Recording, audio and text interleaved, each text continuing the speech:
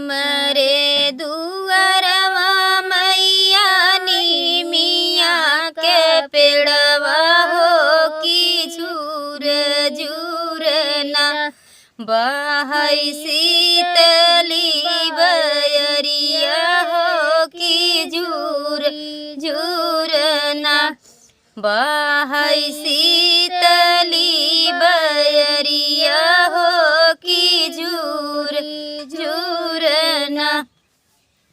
तो बहुत ही प्यारा देवी माँ का पचरा, क्योंकि आने वाला है नवरात्रि और हमारे यहाँ पचरा से ही शुरुआत होता है।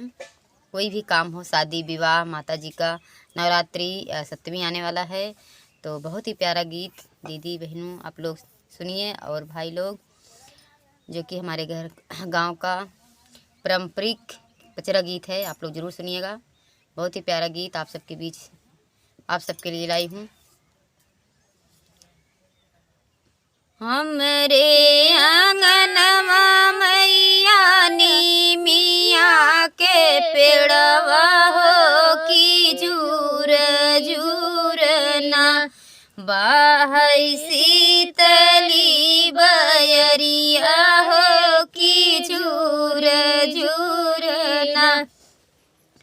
होत सुबेरे शीतलाई हमर आंगनवा हो तो हैर मैया ना देबै पियरी करहिया हो तो है हो मैया ना देबै पियरी करहिया हो तो है रे मैया ना।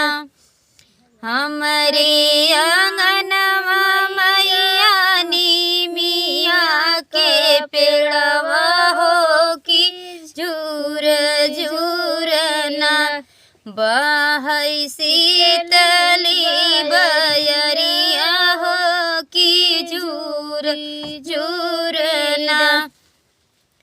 होतै सुबेरे अम्बे अइहा मोर आंगनवा हो तो है हो मैया ना देबै नारियल चुनरिया हो तो है हो मैया ना देबै नारियल चुनरिया हो तो है हो मैया ना।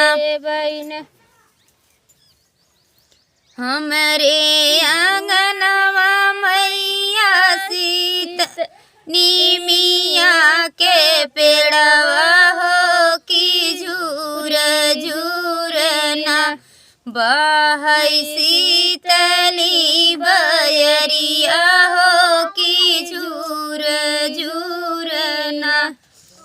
होत सुबेरे मैया अइहा मोर आंगनवा हो कि तोहै देबै ना माथे सिर के चुनरिया हो तो है हो देबै ना धरबै तोहरी चरनिया हो तो है हो मैया ना। हमरे दुअरवा मैया नीमिया के पेड़वा हो कि झूर झूर ना बहै शीतली बयरिया हो कि झूर झूर ना।